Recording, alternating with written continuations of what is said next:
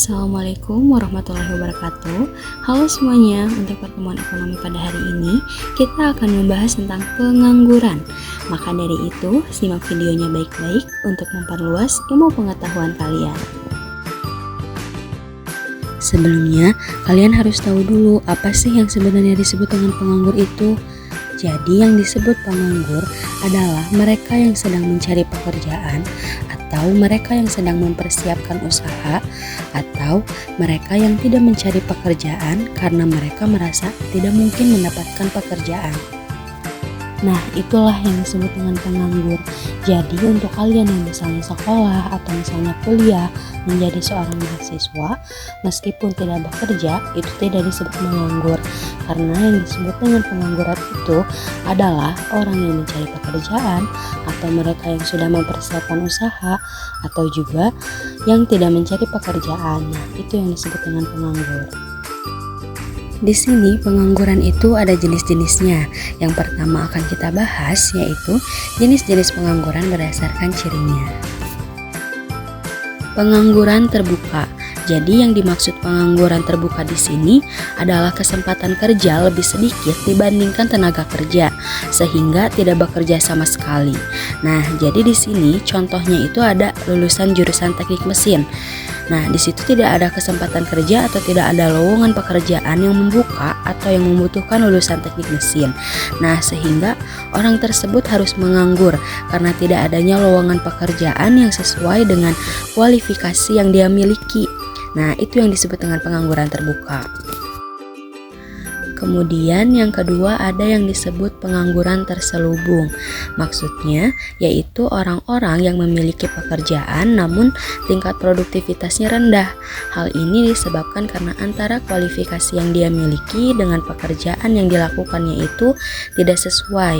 Contohnya, misalnya dia tadi lulusan teknik mesin.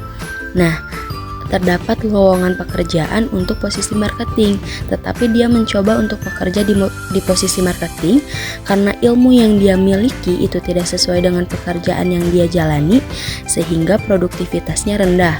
Karena yang cocok untuk berada di posisi marketing itu adalah orang-orang yang kuliahnya sebelumnya itu di jurusan ekonomi, karena di marketing itu adalah ilmu ekonomi, tidak ada tentang mesin. Nah, maka dari itu karena ilmu yang dia miliki misalnya tentang ekonomi atau tentang marketingnya itu rendah, sehingga membuat dia bekerjanya tidak maksimal, keterampilannya tidak sesuai, dan itu membuat produktivitas bekerjanya rendah. Nah, itu yang disebut dengan pengangguran terselubung. Selanjutnya yang ketiga ada pengangguran musiman. Nah, yang disebut dengan pengangguran musiman ini penyebabnya akibat pergantian musim. Misalnya di musim kemarau, para petani atau yang memiliki kebun itu tidak bisa melakukan pekerjaannya karena biasanya saat musim kemarau itu kan tanahnya kering, sehingga apapun yang mereka tanam itu akan mati.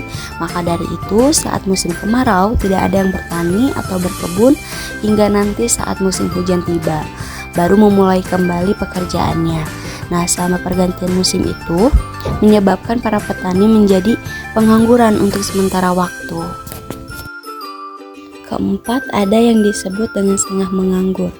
Nah, jadi yang disebut dengan setengah menganggur ini adalah penduduk yang bekerja kurang dari jam kerja normal, yaitu kurang dari 35 jam per minggu, dan biasanya di sini orang-orang yang waktu kerjanya itu hanya sebentar, misalnya hanya 4 jam dalam waktu satu hari, dan jika dikalkulasikan 5 hari kerja, Senin sampai Jumat, berarti dalam satu minggunya itu hanya 20 jam. Nah, itu yang disebut dengan setengah menganggur. Jadi, inilah jenis-jenis pengangguran berdasarkan ciri-cirinya.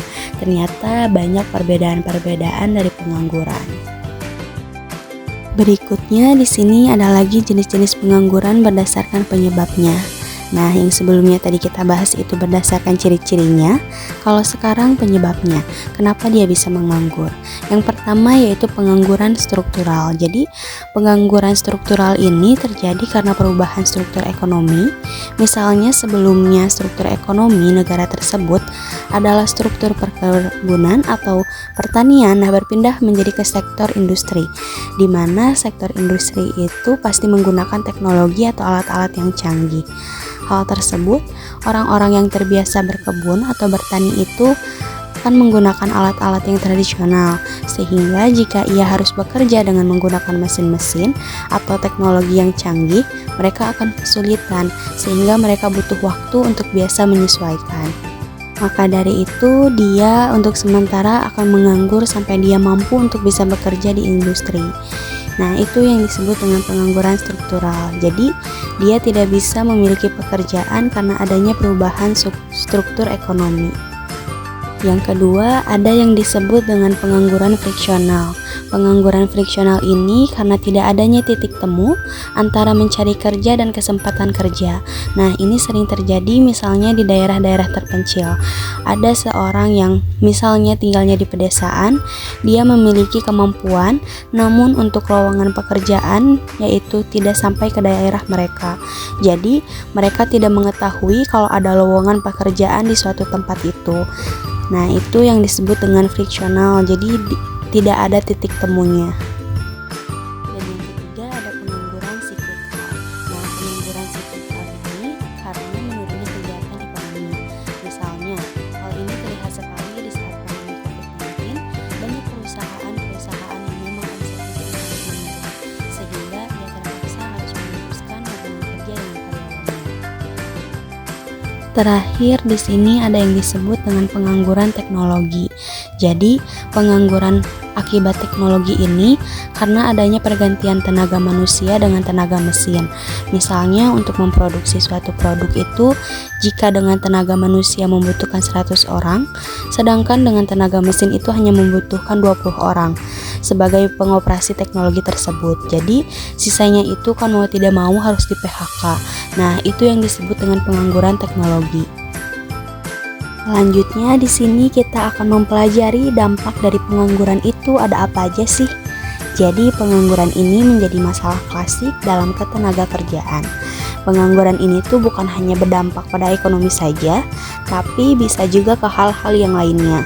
Dan di sini ada tabel yang akan menunjukkan dampak pengangguran.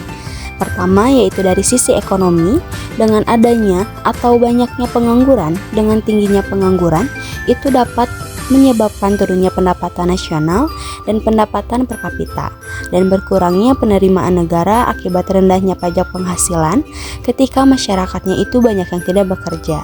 Mereka berarti tidak memiliki pendapatan, sehingga akibatnya menurunkan pendapatan nasional dan pendapatan per kapita. Pendapatan per kapita itu rata-rata pendapatan penduduknya. Nah, semisal penduduknya banyak yang tidak memiliki penghasilan, otomatis itu akan semakin kecil pendapatan per kapitanya. Kemudian, setiap orang yang bekerja itu akan dipotong dengan pajak penghasilan. Kalau misalnya masyarakat banyak yang tidak bekerja dan tidak memiliki penghasilan, berarti otomatis masyarakatnya tidak akan membayarkan pajak penghasilan. Itu dari sisi ekonomi. Yang kedua ada dari sisi sosial. Nah, dari sisi sosial ini dapat memberikan beban psikologis bagi pengangguran sehingga meningkatkan angka kriminalitas. Selain itu juga meningkatkan biaya sosial untuk membantu masyarakat seperti raskin dan jaminan kesehatan. Nah, contohnya jaminan kesehatan di negara kita yaitu ada yang namanya BPJS. Dengan semakin banyak yang menganggur, berarti semakin banyak orang yang tidak mampu, yang membutuhkan bantuan. Nah, itu juga bisa menjadi membebani pengeluaran negara. Kemudian di sini juga ada dari sisi pendidikan. Dari sisi pendidikan ini jika terlalu banyak yang menganggur sehingga dapat meningkatkan angka putus sekolah. Nah, kenapa meningkatkan angka putus sekolah? Karena misalnya di sini ada orang yang sudah berkeluarga dan orang tuanya itu tidak bekerja, tidak memiliki penghasilan yang cukup untuk menyekolahkan anak-anaknya, sehingga memutuskan lebih baik anaknya sudah tidak sekolah saja daripada harus tidak makan. Nah, begitu. Ini karena pengangguran. Jadi pengangguran ini dampaknya bisa ke sisi ekonomi, bisa ke sosial, dan juga bisa ke pendidikan. Ada beberapa kebijakan pemerintah untuk mengatasi pengangguran. Yang pertama di sini yaitu mewajibkan belajar 9 tahun karena pendidikan itu sangat penting untuk memberikan ilmu pengetahuan, pembentukan karakter dan sebagainya. Maka dari itu pemerintah memberikan program wajib belajar. Selanjutnya ada yang disebut dengan program padat karya. Nah, apa sih yang dimaksud dengan program padat karya ini? Yaitu kegiatan pembangunan yang lebih banyak menggunakan tenaga manusia jika dibandingkan dengan tenaga mesin. Nah, tadi ketika pekerjaan yaitu segala sesuatu yang sudah menggunakan mesin, maka akan semakin banyak orang yang di-PHK dan berakhir menganggur. Maka dari itu pemerintah mengadakan program padat karya di mana pekerjaan-pekerjaan yaitu dilakukan oleh tenaga manusia. Misalnya saat pembangunan jalan jembatan, itu tidak sepenuhnya dengan teknologi mesin, tapi juga tetap dengan tenaga manusia. Pelatihan kewirausahaan. Hal ini untuk mendongkrak para wirausaha. Nah, program ini melibatkan penanaman dan pengembangan keterampilan wirausaha pada orang yang tertarik untuk menjadi wirausahawan. Misalnya, nanti kalian setelah lulus SMA tertarik untuk menjadi wirausaha, tapi ilmu yang kalian miliki itu belum cukup. Nah, pemerintah itu seringkali mengadakan seminar-seminar atau pelatihan-pelatihan untuk para wirausaha. Dengan adanya wirausaha ini tuh baik karena bisa membuka lapangan pekerjaan. Maka dari itu pemerintah mengadakan pelatihan kewirausahaan untuk membantu para wirausahaan yang baru. Selanjutnya yaitu program transmigrasi, yaitu suatu program yang dibuat oleh pemerintah Indonesia untuk memindahkan penduduk dari suatu daerah yang padat penduduk, yang bisa kita kenal dengan kota, yaitu ke daerah lain yang biasanya itu di desa. Misalnya kayak sekarang nih, yang para pegawai negeri sipil itu dipusatkannya untuk penempatan di daerah agar adanya pemerataan. Jadi orang-orang yang memiliki pendidikan dan keterampilan ini bisa ikut membantu membangun daerah-daerah yang seperti di desa. Nah, itu program transmigrasi. Juga ada kredit usaha rakyat. Jadi program ini adalah untuk meningkatkan akses pembiayaan kepada usaha mikro kecil dan menengah atau disebut dengan UMKM. Jadi kredit usaha rakyat ini adalah untuk membantu memberikan modal pada masyarakat yang ingin memiliki usaha. Nah, tentunya di sini dengan bunga yang kecil sehingga masyarakat yang meminjam uang untuk modal usahanya itu tidak akan terlalu terbebani. Yang terakhir ada pemberdayaan masyarakat. Pemberdayaan masyarakat ini adalah upaya mengembangkan kemandirian dan kesejahteraan masyarakat dengan meningkatkan pengetahuan sikap, keterampilan, perilaku, kemampuan, kesadaran, serta memanfaatkan sumber daya. Nah, biasanya di desa-desa seperti untuk ibu-ibu nih, kebanyakan ibu-ibu rumah tangga yang tidak bekerja agar bisa memiliki penghasilan.